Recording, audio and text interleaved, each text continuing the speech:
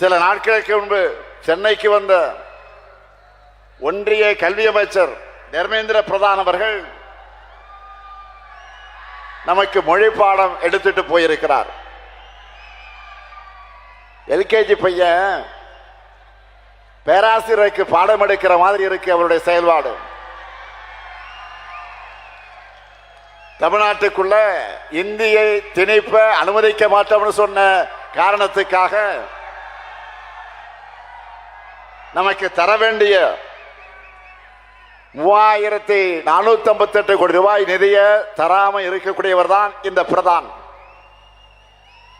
3000 5000 ஏன் 10,000 கோடி கொடுத்தாலும் மும்மொழி திட்டத்தை ஏற்க மாட்டோம்னு சொன்னவன் தான். 3000 5000 10,000 கோடி கொடுத்தாலும் மும்மொழி திட்டத்தை ஏற்க மாட்டோம்னு சொன்னவன் தான் இந்த முத்துவேல் கருணாநிதி ஸ்டாலின். பணத்தையும் அதிகாரத்தையும் காட்டி மிரட்டினா நாங்க பணிஞ்சு போக நாம என்ன அடிமைகளா? அண்ணா கலைஞர் போன்ற தமிழ் போராளிகளுடைய பரம்பரையில் வந்தவர்கள் நாம். அது மட்டுமல்ல, மொழிப்போர் வீரர்களான நடராஜன் தாளமுத்து ராஜேந்திரன் போன்றவருடைய கொள்கை உணர்ச்சி எனக்குள்ள ஓடுற காரணத்தால் தான் நான் அப்படி சொன்னேன். 1938 இந்தி திணிப்புக்கு எதிராக நாம போராடி கொண்டிருக்கிறோம். இந்தி என்பது வெறும் மொழி திணிப்பு மட்டுமல்ல, அது பண்பாட்டு படையெடுப்பு. இந்தியா முழுக்க இந்தியின் ஆதிக்கத்துக்கு எத்தனை மொழிகள் வழியானது. இந்திய உதைக்கு நாம் ஆங்கிலத்தை தொடர செஞ்சதால தமிழ்நாடு எப்படி வளர்ந்ததுன்னு கடந்த ஆண்டு நான் ஒரு கடிதத்துடன் எழுதினேன். இந்திய அளவில் அதுக்கு மிகப்பெரிய வரவேற்பு கிடைச்சது. பல்வேறு மொழி பேசும் மக்கள் என்னோட பதிவுகளுக்கு கீழே தன்னுடைய மொழி இந்தியால அழிந்தது எப்படின்னு பகிர்ந்துகிட்டாங்க. அது மாதிரி தமிழ்நாட்டை அடிமைப்படுத்தணும்னு தான் காலந்தோறும் டெல்லியில நம்ம மேல படையெடுத்து வராங்க. நாம பார்க்காத படையெடுப்பா? நீங்க எத்தனை முறை வந்தாலும், எத்தனை துரோகிகள், அடிமைகள், அரசிகள், கோமாளிகள், கொலைகள் துணைக்கு அழைச்சுக்கிட்டு வந்தாலும் உங்களால தமிழ்நாட்டை வீழ்த்த முடியாது. உறுதியோடு சொல்றேன். டபுள் என்ஜின் சொல்லி வடமாநில மக்களை ஏமாற்றி அவங்க வாழ்வாதாரத்தை அழிக்கிற உங்க டப்பா இன்ஜின் தமிழ்நாட்டில் ஓடவே ஓடாது.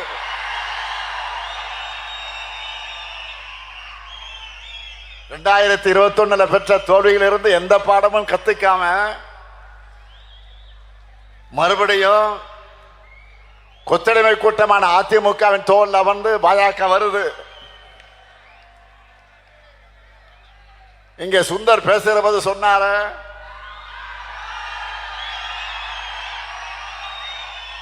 நேற்று முன்தினம் மாண்புமிகு பிரதமர் மோடி அவர்கள் தமிழ்நாட்டுக்கு வந்துட்டு போயிருக்கிறார்.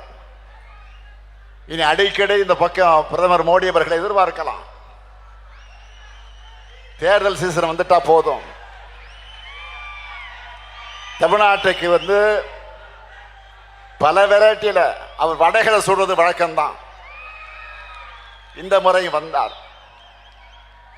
வழக்கமான பழைய வடைகளைத்தான் சுட்டுட்டு போயிருக்கார். அந்த மாவும் புளிச்சு போச்சு. அதை கேட்டு கேட்டு தமிழ்நாட்டு மக்கள் காதும் புளிச்சு போச்சு.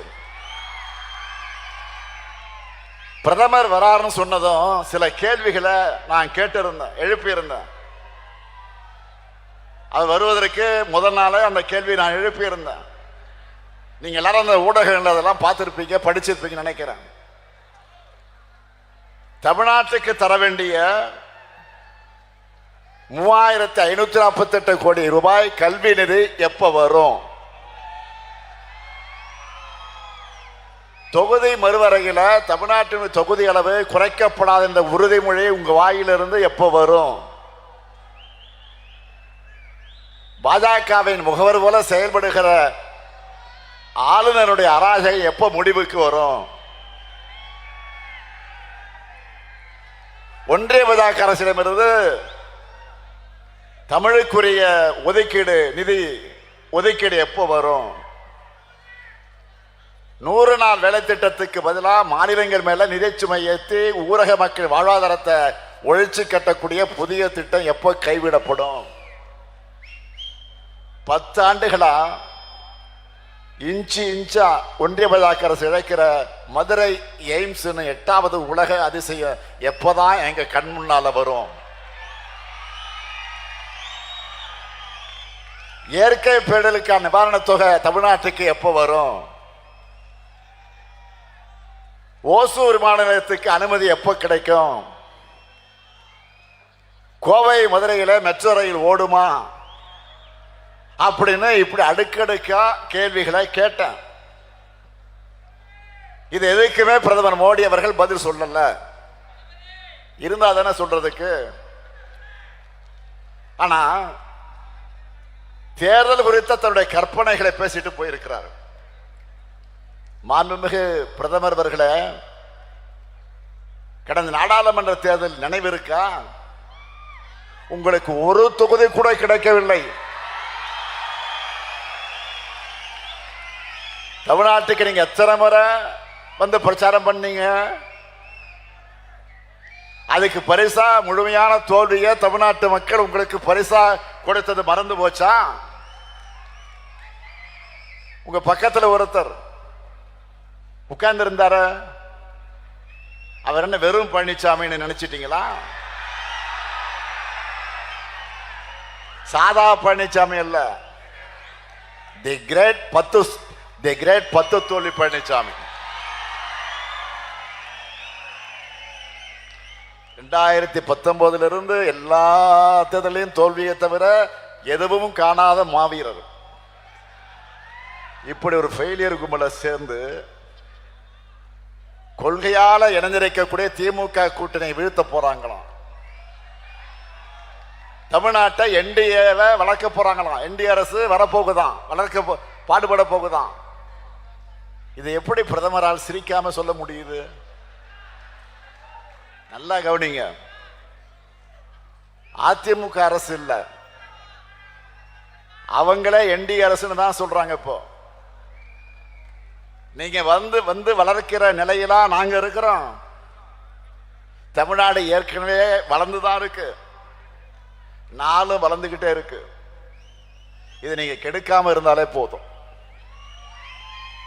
தமிழ்நாடு பொருளாதாரத்துல, தொழில் முதலீட்டுல, கல்வியில, வேலை வாய்ப்புல, மருத்துவத்துல, சமூக வளர்ச்சி குறியீடுகள்ல வளர்ந்திருக்கு.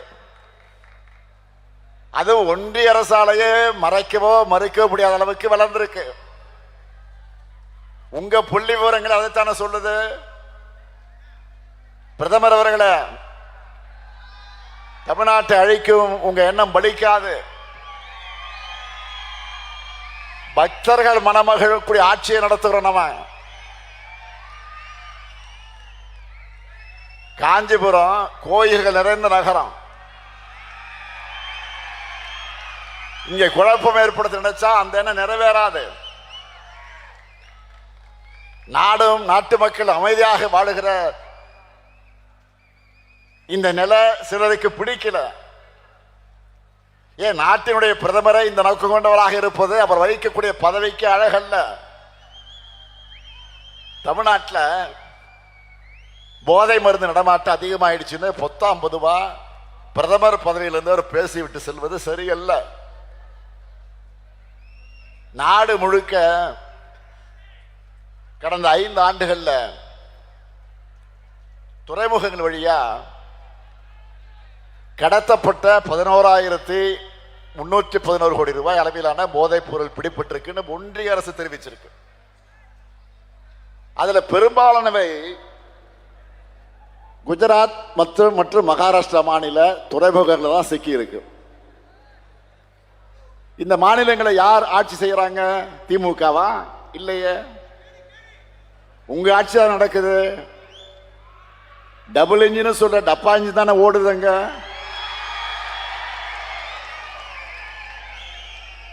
இந்தியாவுக்குள்ள போதைப் பொருள் நுழைறதை தடுக்க வேண்டியது பிரதமர் மோடியோ உள்துறை அமைச்சர் அமித்ஷாவும் தான், இந்த ஸ்டாலின் இல்ல. மகாராஷ்டிராவில் போய் பேச வேண்டியதை மதுராந்தகத்தில் வந்து பேசிட்டு போறது நியாயமா?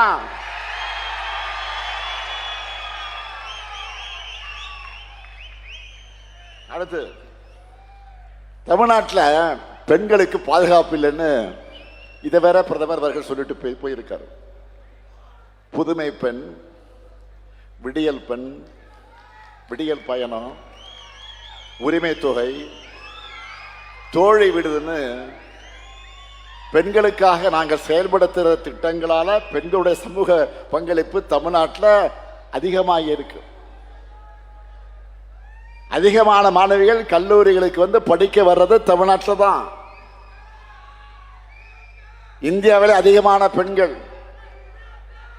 தொழிற்சாலையில் வேலை பார்ப்பது தமிழ்நாட்டில் தான். இது எதுவும் தெரியாம ஆளுநர் போலவே பிரதமர் அவர்கள் பேசுவது மிக மிக கண்டனத்துக்குரியது. 5 மாத கர்ப்பிணி பெண்ணான பில்கிஸ் பானு அவர்களை கூட்டுப்பாலை வன்கொடுமைக்கு உள்ளாக்கின 11 குற்றவாளிகளை விடுதலை செஞ்சது உங்க குஜராத் அரசு தானே. உலகமே அதிர்ச்சி அடைந்தாங்களே. உச்ச நீதிமன்றமே அதை ரத்து பண்ணுச்ச. நீங்க பெண்கள் பாதுகாப்பு பத்தி பேசலாமா? அதுவும் பாலியல் குற்றங்கள் ஈடுபட்ட குற்றவாளிகளுக்கு முன்விடுதலை கிடையாதுன்னு சட்டமன்றத்தில் தடை சட்டம் நிறைவேற்றி இருக்கக்கூடிய இந்த ஸ்டாலின் அரசை பத்தி நீங்க பேசுவதற்கு உங்களுக்கு யோகியதை இருக்குதா? அருகதை இருக்குதா? குற்றங்கள் அதிகமாக நடக்குது பிரதமர் அவர்கள் பேச நினைச்சா எங்க போய் பேசணும்? பாஜக கூடிய உத்தரப்பிரதேசம் போய் தான் பேசணும். மணிப்பூர்ல போய் பேசுங்க. இதை விட இன்னொரு கூத்து என்ன தெரியுமா? ஜெயலலிதா ஆட்சியில குற்றமே நடக்கலன்னு சொல்லி அதிமுக தொண்டர்களையும் பிரதமர் ஏமாத்த பார்த்திருக்கிறார். குஜராத் மோடியா இந்த லேடியான்னு தமிழ்நாட்டில் ஊர் ஊரா போய் அம்மையார் ஜெயலலிதா கேட்டாங்க தெரியுமா? அதெல்லாம் மறந்துடுச்சா? இந்தியாவிலே அதிமுக அரசு தான் ஊழல் அதிகம் நடக்கக்கூடிய அரசுன்னு நீங்களும் உள்துறை அமைச்சர் அமித்ஷாவும் அவர்களும் பேசினதான் ஞாபகம் இருக்கா? இது எல்லாத்தையும் நீங்க ஒருவேளை மறந்திருக்கலாம், தமிழ்நாட்டு மக்கள் மறக்க மாட்டாங்க. வழக்கம் போல இந்த தேர்தலையும் பாஜகவுக்கு என்ன செய்யணுமோ அதை சிறப்பா செஞ்சு அனுப்பத்தான் போறாங்க.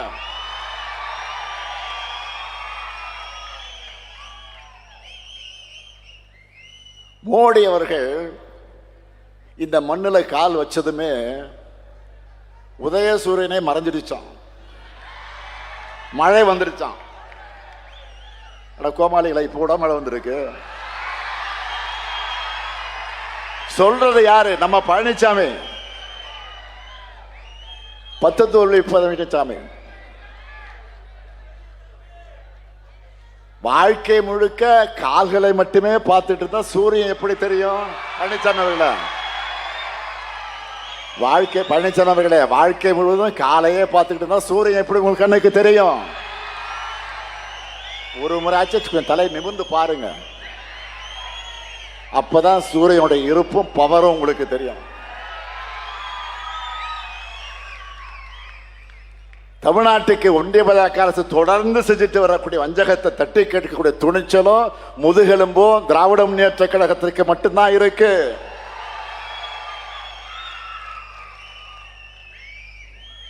சிபிஐ, அமலாக்கத்துறை போன்ற பேரை கேட்டால ஓடி ஓடுகிற கோழைகள் தமிழ்நாட்டோட உரிமைகளை எப்படி காப்பாற்றுவாங்க? பாஜகவோட ஏவல் படையா செயல்படுகிற புலனாய்வுகளை வச்சுக்கிட்டு திமுகவை மிரட்டி பார்க்கலாம், பணிய வைக்கலாம் நினைச்சா மக்களுடைய ஆதரவோடு அதை எதிர்கொள்கிற உறுதி திமுகவுக்கு இருக்கு. நாங்க பணிய மாட்டோம், துணிஞ்சு ஒரு கை பார்ப்போம். மண் மொழி மானம் காத்திடும் எங்க 2000 ஆண்டு போற தொடர்ந்துடுவோம். 2026 தேர்தல் களமும் ஆரிய திராவிட போரின் மற்றொரு களம்தான். தமிழ் பண்பாட்டை அழிக்க நினைக்கிற அரசியல் எதிரிகளையும் அந்த எதிரிகளின் கூலி பாட்டாளாகி இருக்கக்கூடிய அடிமைகளை எதிர்கொண்டு வெற்றியை உறுதி செய்யக்கூடிய களம்தான் இந்த களம். பேரறிஞர் அண்ணா பிறந்த அந்த காஞ்சி மண்ணிலிருந்து நான் சொல்லிக்கொள்ள விரும்புவது, கழக உடன்பிறப்புகளே, கூட்டணி தோழர்களே, தோழமை இயக்கத்தவர்களே, உங்கள் பரப்புரையை இன்றே தொடங்குங்க. 5 ஆண்டுகளா நம்ம மக்களுக்கு செஞ்சுட்டு வர நலத்திட்டங்கள் தொடரணும்னா திராவிட மாடல் அரசு தொடரணும். உத்தரப்பிரதேசம் போல, மணிப்பூர் போல தமிழ்நாடு வன்முறை காடாகாம தடுக்கப்படணும். திராவிட மாடல் அரசு தொடர கழகம் 7வது முறையாக ஆட்சி அமைக்க மொழிப்போர் தியாகத்தின் மீது உறுதி எடுப்போம். பேரறிஞரை தந்த அண்ணாவின் காஞ்சியில இருந்து நான் உறுதியாக சொல்லுகிறேன், டெல்லியின் ஆதிக்கத்திற்கு தமிழ்நாடு என்றொக்கும் தலை குனியாது. மீண்டும் சொல்லுகிறேன், டெல்லியின் ஆதிக்கத்திற்கு தமிழ்நாடு என்றும் தலை குனியாது. தீ பரவட்டும், வெல்வோம் ஒன்றாக. நன்றி, வணக்கம்.